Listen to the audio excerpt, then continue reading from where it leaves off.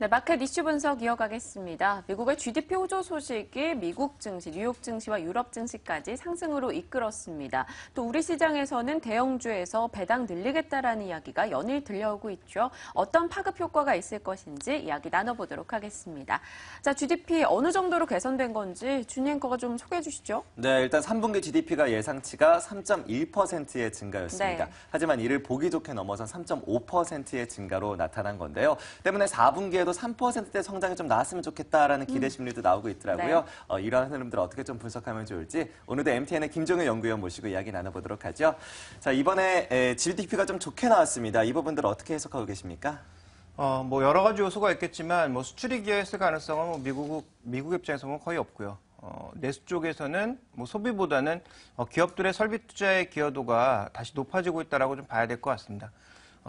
지난번에 한 일주일 전이었던가요? 미국 경제에 대해 설명드리면 미국 경제의 본질은 회복이다. 그 회복을 주도하고 있는 것은 기업이 주도하고 있다라는 말씀을 여러 번 드려왔습니다.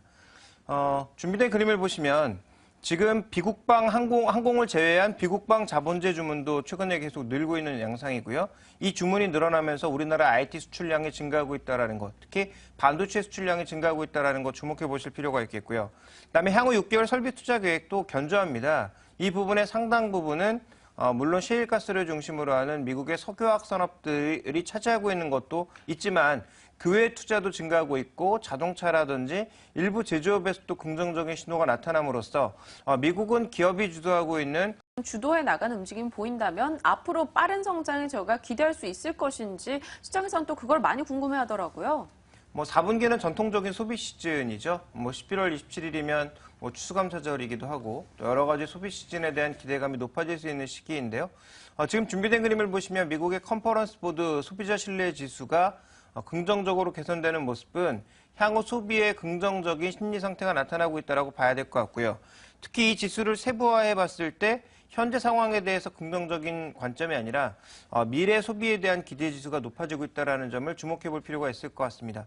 고용과 함께 여러 가지 요소들이 개선이 되면서 실질 소득이 크게 늘거나 실제 지출이 크게 는 것은 아니지만 신재체가 개선되고 있다는 것, 그리고 여전히 저금리가 유지되고 있다는 쪽에서 그동안 미국인들이 쓰지 않았던 저축을 일부 하거나 소비를 줄였던 것들을 제자리로 돌려놓기만 해도 4분기의 전반적인 경제 상황은 기대했던 것만큼은 나올 가능성이 있다는 측면에서 미국 경제 흐름은 뭐 나쁘지 않다라고 보고 있습니다.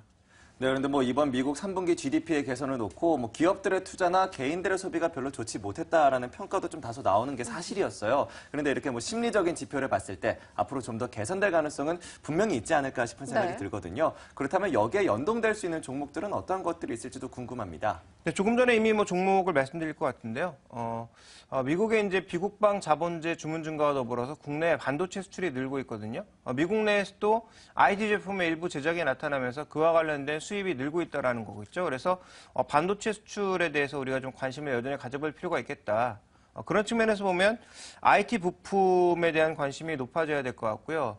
미국의 소비 핵심은 의류 소비나 여러 가지도 늘겠지만 최근엔 자동차를 중심으로 하는 내구 소비재의 증가가 나타나고 있습니다. 또 가전제품의 할인 판매가 가장 많이 되는 시기이기 때문에 이와 관련된 내구 소비재 소비가 늘어날 수밖에 없겠죠. 그런데 완제품보다는 제가 보기에는 아무래도 우리가 좀 부품 쪽으로 관심을 가져야 될 거라고 보고 있는데요. 한국 타이어 같이 글로벌화되고 있는 부품, 뭐 이런 것들에 대한 관심이 필요할 것 같고요. IT 부품 쪽에서는 다른 것보다는 반도체 수요가 늘고 있다는 관점에서 반도체 종목들에 대한 관심 정도가 좀 중요하지 않을까. 그래서 최근에 등락과 상관없이 SK하이닉스의 외국인 매수가 꾸준하게 증가하고 있다는 것, 또 삼성전자 어제 매수는 뭐 배당 관련 이슈 이런 것들이 분명히 작용을 했겠지만 반도체 산업에 대한 기본적인 믿음도 같이 또 자리매김하고 있는 게 아닌가라고 보여지고 있기 때문에요. 반도체 쪽과 함께 핵심 자동차 부품에 대한 관심을 좀 높여가야 되겠다라고 보고 있습니다.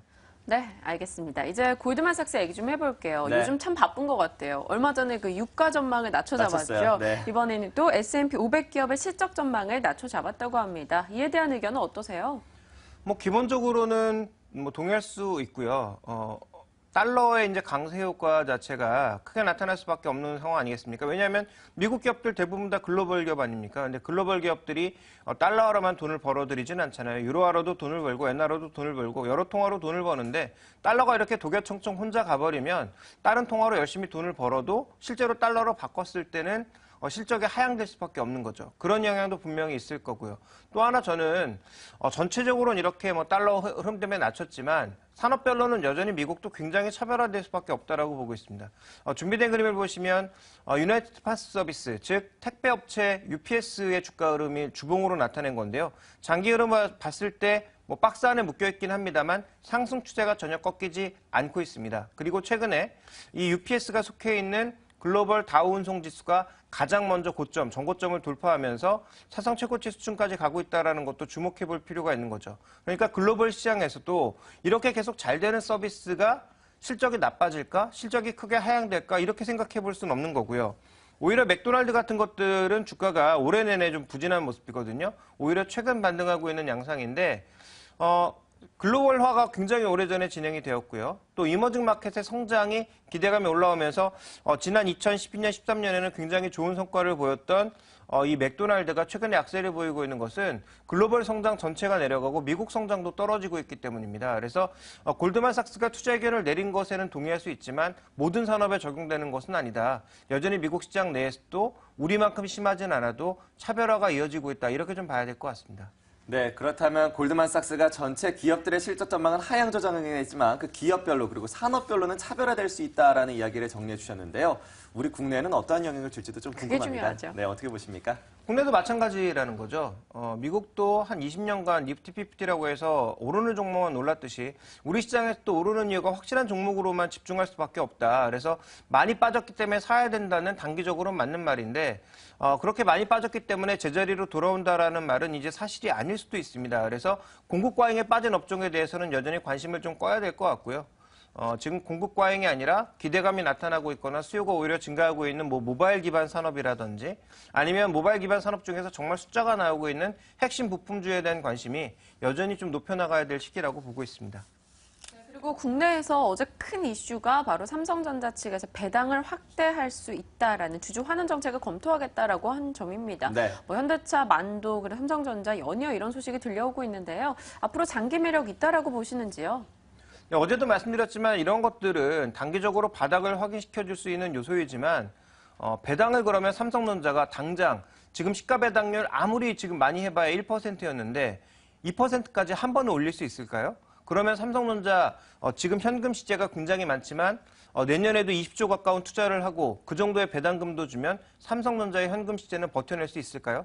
저는 뭐 그렇지 않다라고 보거든요. 그러니까 시그널 자체는 앞으로 올린다라고 좋지만 파격적으로 올릴 수는 없다라는 거죠. 그러니까 적절한 수준으로 조금씩 올릴 가능성이 높다라는 점 때문에 배당 관련해서 올랐다라기보다는 최근에 공매도 세력들이 어제 그 뉴스를 보고 차익을 실현해야 되겠다라는 그런 일종의 반대 매매가 들어오면서 어제 상승폭이 더 커진 게 아닌가 이렇게 좀 생각을 하고 있습니다. 그래서 삼성전자를 포함한 뭐 현대차 이런 종목군들의 전반적인 배당 증가는 장기적으로는 긍정적이나 단기적으로 미치는 영향은 미미할 것이다라고 보고 있습니다.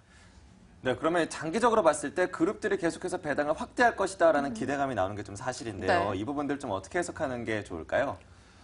일단 그 이건희 회장에서 이재용 회장으로 넘어오는 구간에 삼성그룹 포함한 대부분 대기업들의 상속 과정은 말 그대로 탈법의 온상이었습니다. 그래서 실제적으로는 우리가 흔히 얘기하듯이 주식을 사지 않고도 다른 기업으로 전용하거나 아니면 뭐 우리가 흔히 얘기하는 기업 지배 구조 조정을 통해서 기업들을 그동안 상속을 해왔는데요. 그 기업의 지배권을 상속해 왔는데요. 이재용 회장에서 다음 세대로 넘어갈 때는 그게 쉽지 않을 겁니다. 예전에 비해서 정보도 많이 노출되어 있고 법도 많이 바뀌었고 또 사람들의 인식 자체가 달라졌기 때문에 이제는 이 상속을 하기 위해서는 굉장히 장기간의 플랜이 필요하다라는 거죠. 그 장기간 플랜 중에 하나가 바로 지배주주에게 배당을 많이 주는 거죠. 그래서 그 배당을 재원으로 해서 추가적으로 지분을 확보하고 향후 낼 상속세라든지 이런 것들을 계속 대비해 나가는 전략이 필요하다라는 거죠. 그러니까 그런 장기적인 관점에서 보면 기업의 핵심 종목, 지배 종목에 대한 배당은 앞으로 계속 증가할 수밖에 없다라고 판단하고 있고요. 그런 관점에서 우리는 이런 종목군들을 봐야 된다. 그래서 단기적으로 현대차가 배당 뭐 몇백억, 몇천억 늘렸다고 해서 또 삼성전자가 배당 몇천억 늘렸다고 해서 주가가 탄력적으로 터닝한다? 뭐 이거 제가 보기엔 이거는 그렇게 뭐 중요한 뉴스 같진 않고요. 장기적인 관점에서 장기적인 시각에서 기업 핵심 종목을 골라야 되는데 현대차 그룹 핵심 종목은 뭐냐? 현대차와 현대글로비스, 현대모비스가 되겠죠. 그러면 삼성그룹에서는 삼성생명과 삼성화재 그리고 삼성전자 이런 종목군들이 핵심 종목이 되겠죠. 그러니까 그런 종목군들에 대한 장기적인 매수를 지금 가격에 산다라면 오케이. 단기적으로 배당 많이 줄 것 같으니까 계속 사야 되겠다라는 생각에는 저는 뭐 절대적으로 노를 들 수밖에 없습니다. 배당 확대 이슈에 따라서 장단기 시각을 한번 깔끔하게 정리해 주셨고요. 글로벌 증시 이슈까지 짚어봤습니다. 이제 국내로 좀 초점 맞춰봐야겠죠? 네, 오늘장 선전략 이어집니다.